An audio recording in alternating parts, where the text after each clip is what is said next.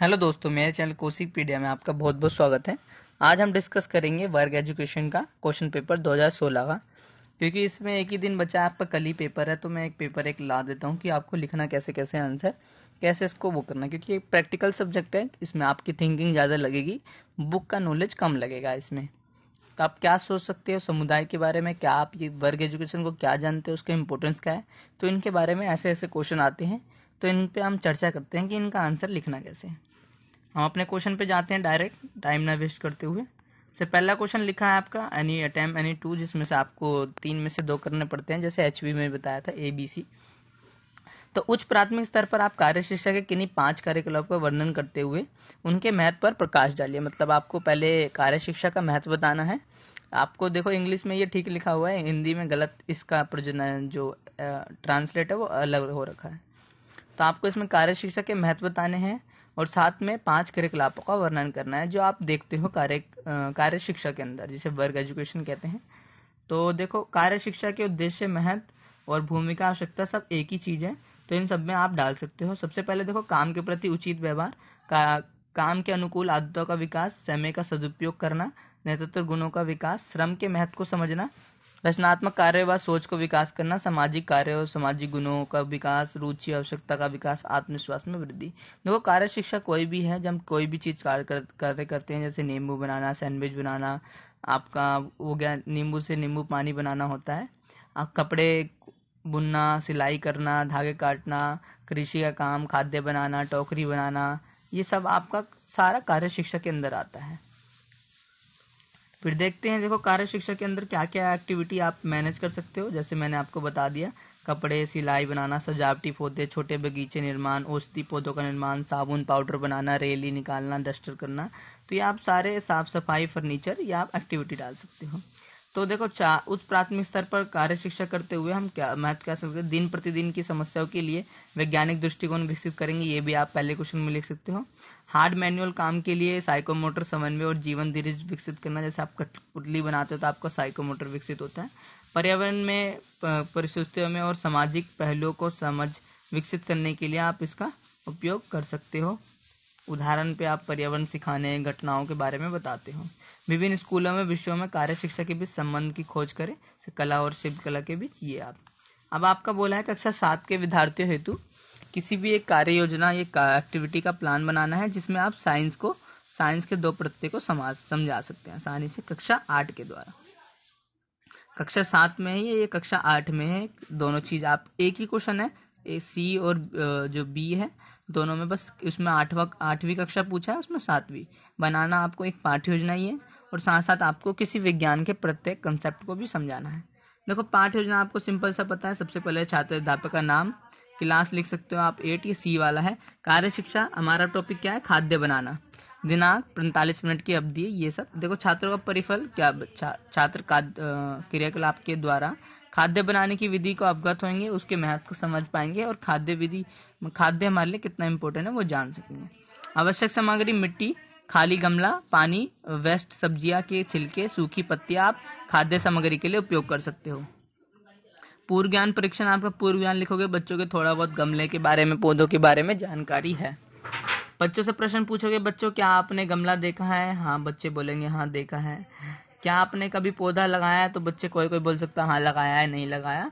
तो किन किन चीजों की आवश्यकता होती है? बच्चे बोलेंगे गमला, मिट्टी, उसमें खाद, कुछ कुछ है। कोई बोलेगा खाद्य की, कोई नहीं बोल पाएगा। तो ये हमारे लिए समस्यात्मक प्रश्न हो जाएगा।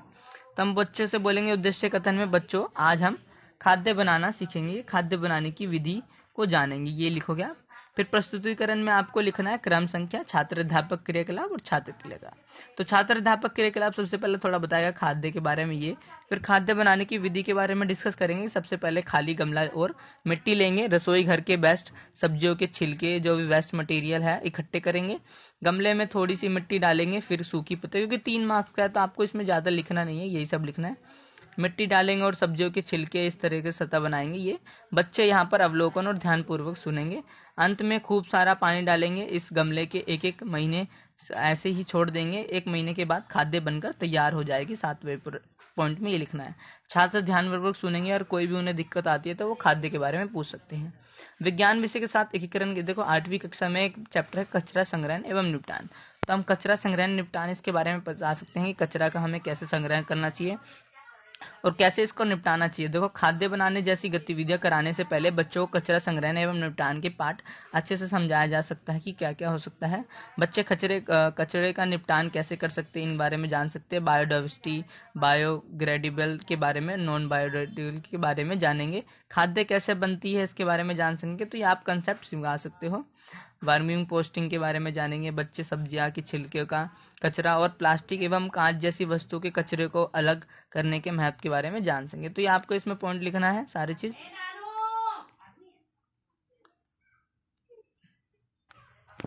फिर अगला क्वेश्चन आपको पूछा है दूसरा, अनिवार्य एवं वैकल्पिक क्रियाओं में कोई 4 बेस बताइए। कक्षा 7 के विद्यार्थी होते हो आप, इन दोनों की कौन कौन सी क्रियाओं का आयोजन करेंगे, प्रत्येक के 2-2 उदाहरण। देखो, सबसे इंपॉर्टेंट क्वेश्चन बनता है ये एसेंशियल और इलेक्टिव के बारे में आपका हमेशा पूछा जाएगा, और इसको कैसे डिफरेंस करके लिखना है तो आपको ये देखना है। देखो, इनका उद्देश्य व्यवहारिक परिवर्तन लाना है।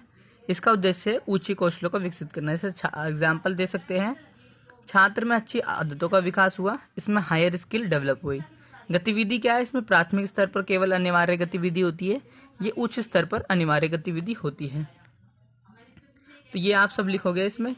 फिर इसमें एज होता है जिसकी हम बात करते हैं अनिवार्य की, तो 6 से 11 वर्ष, और ऐच्छिक की होती है 11 से 14 वर्ष। तो ये आपका ऐच्छिक है, जिसे कहते हैं इलेक्टिव भी कहते हैं।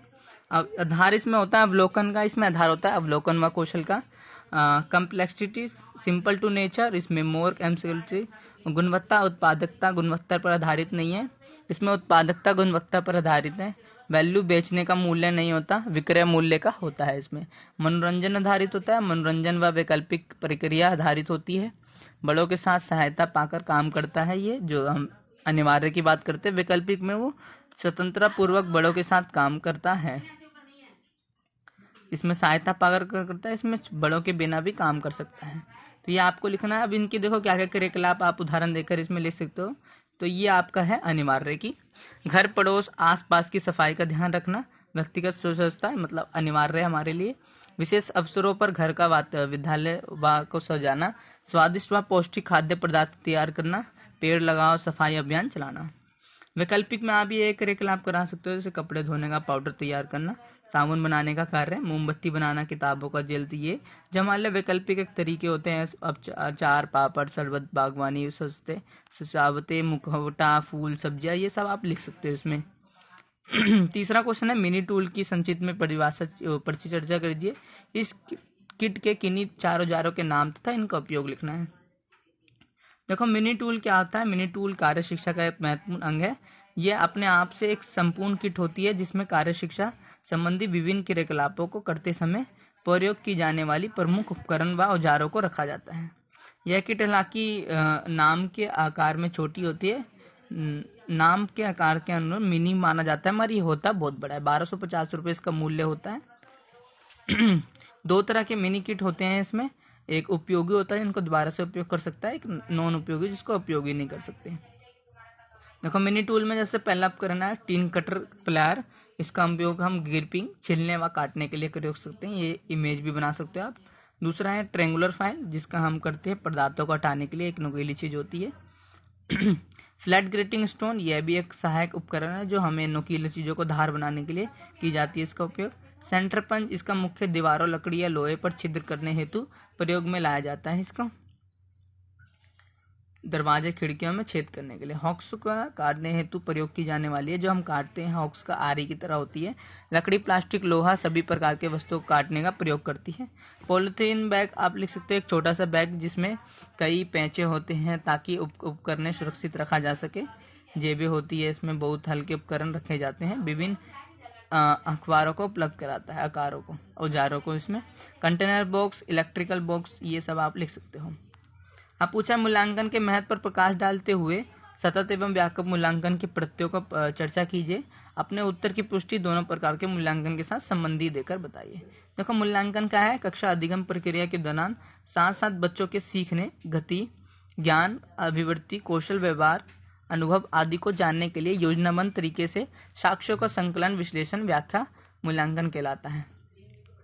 मूल्यांकन के महत्व क्या है, देखो सिंपल सा है। मूल्यांकन उचित शैक्षिक निर्णयों के अत्यंत आवश्यक है। छात्र को शैक्षिक उद्देश्यों की प्राप्ति के लिए आवश्यक है। शिक्षण के उद्देश्यों को स्पष्ट करता है। छात्रों के अध्ययन के लिए प्रेरित करता है। छात्र ने कितनी प्रगति करी उसके बारे में ये आवश्यक होता है। सहायक सामग्री का हमने सही से उपयोग करा इसलिए होता है। शिक्षण में कितना सुधार हुआ इसके लिए इसकी आवश्यकता महत्व होती है। तो ये आप सारे महत्व इसमें से देख सकते हो, स्क्रीनशॉट ले सकते हो इसका। अब अगला है सतत मूल्यांकन, जिसे कंटिन्यूअस एवोल्यूशन कहते हैं। लगातार चलने वाली प्रक्रिया है, क्योंकि अलग अलग बताना है इसमें आपको। पूरे वर्ष औपचारिक व अनौपचारिक दोनों तरीके से चलती है। कक्षा शिक्षण के साथ चलने वाली प्रक्रिया है। विषय व सह पाठ्यक्रम गतिविधियों का भी नियमित मूल्यांकन किया जाता है। समय व सुधार की इसमें आवश्यकता होती है। तो ये आप लिख सकते हो। व्यापक में लिखोगे कि बालक के समस्त गुणों कौशलों का विकास होता है, जिसे हम शारीरिक, मानसिक, संवेगात्मक, नैतिक, संवेगात्मक शारीरिक चीजें कहते हैं, जिसमें ओवरऑल PCSC वांछित परिवर्तनों के लिए आवश्यक है। व्यापक मूल्यांकन से कॉम्प्रिहेंसिव कहते हैं, व्यापक स्तर पर किया जाता है अच्छा नागरिक बनाने के लिए, व्यवहार व स्वीकृति का मूल्यांकन करने के लिए। अगला है कि जुलाई से सितंबर महीनों में 8 हफ्तों का कक्षा 6 के विद्यार्थियों के लिए कार्य शिक्षा क्रियाओं की एक त्रैमासिक योजना। तो मैं आपको बता सकता हूँ कौन कौन सी एक्टिविटी आप ले सकते हो। देखो, समय के अनुसार हम इसका चयन करते हैं। सबसे पहले मैं कुछ महीनों को आपको बता दूं। जैसे मई से जून तक आप कौन कौन से देखते हैं। बीजों को इकट्ठा करना, विभिन्न प्रकार की पत्तियों को एकत्रित करना, टूटी फूटी चीजों को एकत्रित करना, आम की वैरायटी की सूची तैयार करना। तो ये आप एक्टिविटी करा सकते हो बच्चों में। जुलाई में 11 जुलाई को विश्व जनसंख्या दिवस बनाया जा सकता है। जागरूकता रैली, नाटक, संगोष्ठी, जनसंख्या से संबंधित स्लोगन भी आप इसमें लिख सकते हो। अगस्त में आप राखी बनवाना, राष्ट्रीय झंडा बनवाना, क्योंकि 15 अगस्त आता है, सांस्कृतिक कार्यक्रम आयोजन करा सकते हो। मोमबत्ती बनाना, रंगोली बनाना, झालर बनाना। या अक्टूबर से जो दिवाली का महीना है नवंबर में। फिर दिसंबर में आपको क्रिसमस, न्यू ईयर या आप करा सकते हो दिसंबर से जनवरी। देखो आपको कैसे बनाना है, मासिक प्लान, मंथली प्लान। तो इस तरीके से आपका मंथली प्लान बनेगा। देखो, सबसे पहले आपको सीरियल नंबर लिखना है, फिर कौन सा मंथ ले रहे हो। जैसे कि यहाँ पर आप डाल सकते हो अगस्त, तो अगस्त में कौन कौन सी एक्टिविटी करा सकते हो। जैसे फिर आप लिखोगे गतिविधि क्षेत्र, एरिया कौन सा। जैसे दो हमने पढ़ते हैं, आवश्यक या वैकल्पिक। कोई कोई वैकल्पिक है, कोई आवश्यक है।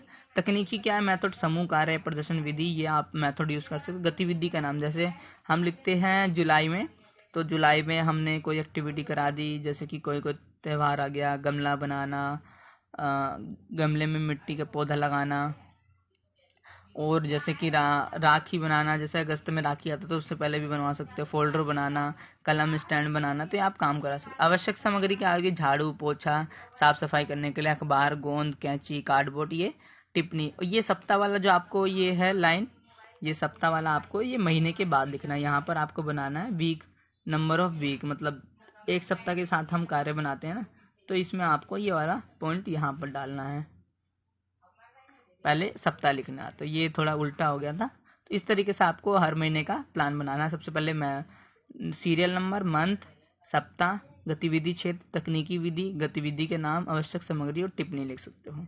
अगला क्वेश्चन पूछा है, कार्य शिक्षा संबंधित क्रियाओं के लिए समुदाय किस प्रकार विद्यालय के लिए एक महत्वपूर्ण संसाधन हो सकता है, इसकी चर्चा कीजिए। समुदाय की मदद से आप अपने विद्यालय में के लिए स्वच्छता एवं स्वच्छता से संबंधित किसी भी विषय पर एक कार्यक्रम के आयोजन की योजना बनाएं।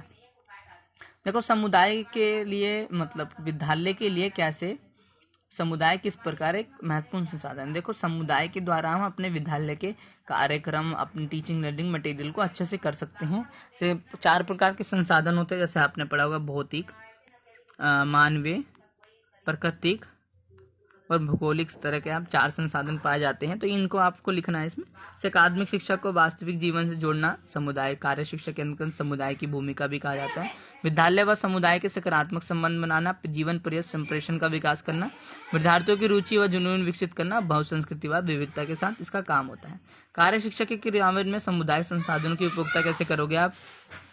निपुण व अनुभवी लोगों को आमंत्रित कर गतिविधियों का आयोजन करना, कार्य शिक्षा की गतिविधियों हेतु सामाजिक भावनाओं का प्रयोग करना, नई तकनीकों का आयोजन करना, सामाजिक रुझान ट्रेंड अनुसार कार्य करना। तो ये आप सब लिख सकते हो कार्य योजना में। फिर आपको इसमें लिखना है, और ये आपका हो गया। आप ये भी लिख सकते हो, समुदाय में कार्य शिक्षा के विस्तार में विद्यालय की भूमिका और क्या क्या हो सकती है। वास्तविक क्रियाओं को अकादमिक रूप से प्रदान करता है, नई तकनीकों को शोध द्वारा नवीनता लाना, बेहतर की कोशिश करता है, श्रम व कार्य को महत्व प्रदान करना। तो ये है। अब इसमें पूछा है कि आप कैसे योजना बनाओगे, स्वस्थ एवं स्वच्छता पर आधारित। तो 3 मार्क्स में है आपका। देखो, किसी भी विषय पर एक कार्यक्रम की योजना बनाना। जैसे हम स्वास्थ्य की बात करते हैं तो सबसे पहले योजना बनाएंगे कि स्वास्थ्य के लिए हम कहाँ पर कम्युनिटी में जाएंगे। जैसे कम्युनिटी में डॉक्टर अस्पताल है, ये अस्पताल का ब्यौरा करेंगे, अस्पताल से किसी डॉक्टर को स्कूल में बुलाएंगे। तो हम ये कम्युनिटी का सहारा मदद लेके इसमें काम, क्योंकि समुदाय की मदद से, मतलब आपने स्वच्छता के लिए डॉक्टर का उपयोग किया अस्पतालों का, बच्चों को अस्पताल में तो लेके जा नहीं सकते, पर अस्पताल से डॉक्टर को स्कूल में बना सकते हैं। स्वच्छता के बारे में और स्वच्छता के बारे में, दोनों के बारे में आप उसको साथ साथ बता सकते हो, और क्या क्या ज़रूरत होता है हमें स्वस्थ रखने के लिए, क्या हमें नाखून काटना चाहिए, स्वस्थ रहना चाहिए, रोज़ नहाना चाहिए। तो ये आप लाइन से इसमें कार्यक्रम लिखोगे। सबसे पहले लिखोगे किसी भी रिसोर्स पर्सन को विद्यालय में बुलाना, जितने भी स्वच्छता से संबंधित उपकरण हैं उनको दिखाना, साथ साथ क्या क्या गतिविधि इसमें करा जा सकती है इनको। तो इस तरीके से आपको इसमें लिखना है। ये मैंने इंपॉर्टेंस तो इसमें बता दिया आपको। जैसे कि वर्कशॉप, सेमिनार, पीटीएम, एसएमसी के दौरान कौशलपूर्ण व्यक्तियों में विद्यालय बुलाना, लोक कार्य, यूज ऑफ वेस्ट मटेरियल, जागरूकता, ये सब आप उसमें लिख सकते हो कम्युनिटी रिसोर्सेज में। एनजीओ का बोलना, त्यौहार, मेले, राष्ट्रीय, इसमें कर सकते हो। फिर अपने कक्षा 8 के विद्यार्थियों को मिट्टी द्वारा गमले बनाने की गतिविधियों में संलग्न किया। मतलब उन्हें गमले बनाने को कहा, तो आप किन आधारों पर उनका मूल्यांकन करोगे, मतलब आपको इसमें इंडिकेटर बताने, संकेत। तो देखो 8 ये संकेत हैं जिस तरीके से मैंने आपको लिखा है इसमें। सबसे पहले लिखोगे स्थानीय कच्चे माल की व्यवस्था, मतलब कि स्थानीय कच्चे माल की व्यवस्था जो हमें आसानी से मिल जाए, ऐसा कच्चा माल उसमें यूज होना चाहिए। उचित उपकरण एवं औजारों की उपयोगिता, कि सही उपकरण या औजार उसमें योग्य हैं। किसी के सहयोग की भावना, ग्रेडिंग के आधार पर हम दे सकते हैं। कार्यविधि कितनी है, कितना समय लगा, अनुशासन डिसिप्लिन के साथ किया है नहीं। तो ये कम खर्चीली वस्तु का निर्माण होना चाहिए। वस्तु निर्माण करते समय तथा तस्पर्श निर्मित होनी चाहिए। वस्तु तथा उपकरणों का सुरक्षित रखरखाव किस तरीके से हुआ है नहीं। निर्मित वस्तु उपयोगी व विक्रय होगी योग्य है या नहीं। ये सब आपको 8 इंडिकेटर ये आप लिख सकते हो, इसका स्क्रीनशॉट भी ले सकते हो। अब आपको पोर्टफोलियो के बारे में बताना है और साक्षात्कार का समय क्या होता है ये आपको बताना है। इंटरव्यू शेड्यूल तो 2.5 मार्क्स में ये देखो। पोर्टफोलियो क्या है, पोर्टफोलियो सत्र, कार्य और शैक्षिक साक्ष्यों का संलग्न होता है। इसमें उपलब्धियों, गुण और अधिगम प्राप्ति की जानकारी मिलती है। कि पूरा पोर्टफोलियो एक बच्चे का कच्चा चिट्ठा होता है कि उसने क्या क्या शैक्षिक गतिविधि की, कोलस्टिक गतिविधि करी, मूल्यांकन में बहुत सहायक होता है। पोर्टफोलियो और लिख सकते हो कि पोर्टफोलियो में छात्र के कार्य की प्रगति का कार्य शिक्षा में मूल्यांकन कर सकते हैं। छात्रों का कार्य रिकॉर्ड ऑर्डर के साथ रिकॉर्ड करना। नॉन करिकुलम एक्टिविटीज को भी इसमें रिकॉर्ड किया जाता है। सामुदायिक सेवाओं का रिकॉर्ड होता है। प्रातकालीन सभा में वो कैसे भागीदारी करता है वो रिकॉर्ड करते हैं। छात्र की प्रगति व कार्य को दर्शाता है। एक सत्र में छात्र के उद्देश्यपूर्ण संग्रह को दर्शाता है। 4 मार्क्स में तो आपको इतना लिखना पड़ेगा। अभिभावक को फीडबैक देना इसका काम होता है। To analyse child process of relationship programme, तो ये आप सीख सकते हो। देखो एंट्रीज क्या क्या करते हैं, क्या क्या एंट्री लिखते हैं हम। किसी वस्तु का निर्माण करना, कैसे कैसे उसने किया, कहानी, चित्र, निबंध, इसमें उसमें एंट्री कर सकते हैं। चित्र बनाना, मानचित्र बनाना, डायग्राम, भ्रमण रिपोर्ट उसका भी लिख सकते हैं इसमें पोर्टफोलियो में।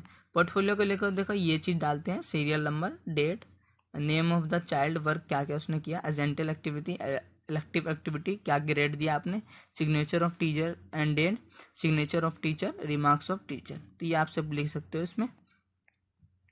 फिर साक्षात्कार अनुसूची, जो इंटरव्यू शेड्यूल की बात करते हैं। साक्षात्कार अनुसूची में आमने सामने बैठकर बातचीत की जाती है। यह एक व्यक्ति जो साक्षात्कार अध्यापन निर्देशक होता है वह साक्षात्कारदाता से जानकारी, मतलब आमने सामने बैठकर एक समय निर्धारित किया जाता है कि हम उससे कैसे उसका इंटरव्यू लेंगे और क्या क्या चीजें उससे हम ग्रहण कर सकते हैं। देखो साक्षात्कार की ये प्रकार है। संरक्षित साक्षात्कार, असंरक्षित, निजी, सामूहिक सेवा, सर्वेक्षण के लिए। तो ये आप इसमें सब लिखोगे तो आपकी वीडियो यहीं खत्म होती है। वीडियो पसंद आए तो लाइक शेयर कमेंट कीजिए, क्योंकि ये इतना बनाना भी बहुत मुश्किल का काम होता है। इतना आसान पेपर भी नहीं है आपका कार्य शिक्षा, क्योंकि प्रैक्टिकल चीज़ों में बहुत सोचना समझना पड़ता है। थैंक यू, धन्यवाद। वीडियो पसंद आए तो आप शेयर, लाइक, सब्सक्राइब चैनल को करिए।